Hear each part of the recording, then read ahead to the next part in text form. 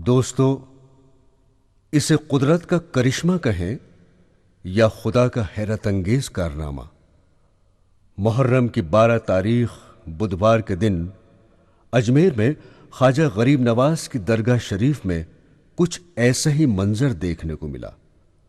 وقت مغرب کی نماز پوری ہونے کے بعد کا تھا کہ خواجہ صاحب کے مزار مبارک کے گنبد پر جو دکھائی دینے لگا وہ ناقابل یقین ہو کر بھی جھٹلایا نہیں جا سکتا تھا۔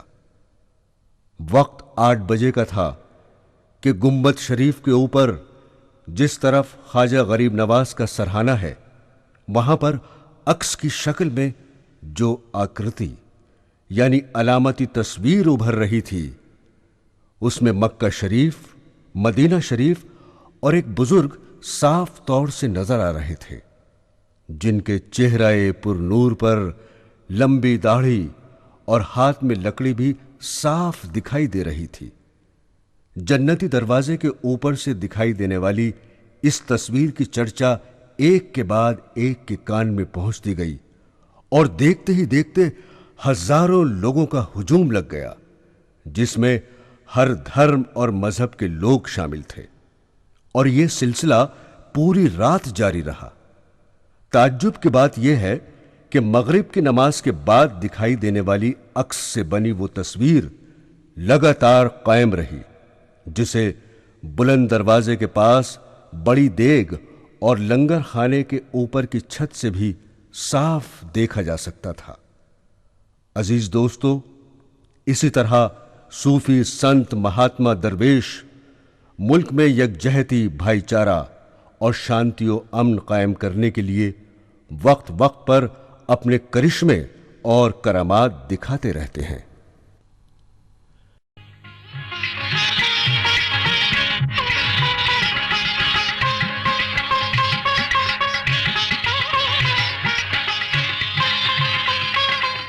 کچھ دن اجمیر میں رکنے کے بعد شہاب الدین دلی پہنچا اور قطب الدین ایبک کو اپنا نائب مقرر کر کے اپنے وطن واپس چلا گیا، اور اس طرح ہندوستان میں خاندان غلامہ کی فرما روائی قائم ہو گئی۔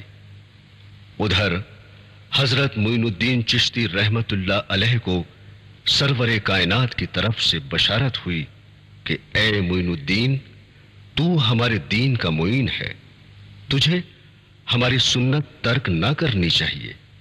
لہذا نبی کریم حضرت محمد مصطفیٰ صلی اللہ علیہ وسلم کے فرمان کے مطابق سن 590 ہجری میں بی بی امت اللہ سے نکاح فرمایا۔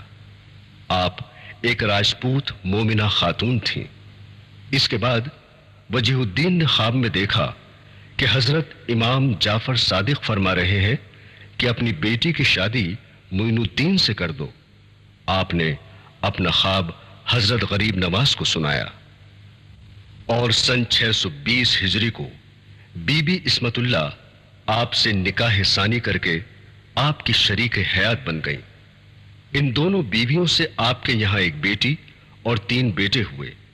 بی بی امت اللہ کے بطن سے خواجہ فخر الدین، خواجہ حسام الدین اور بی بی حافظ جمال، اور بی بی عصمت اللہ سے شیخ ابو سعید پیدا ہوئے۔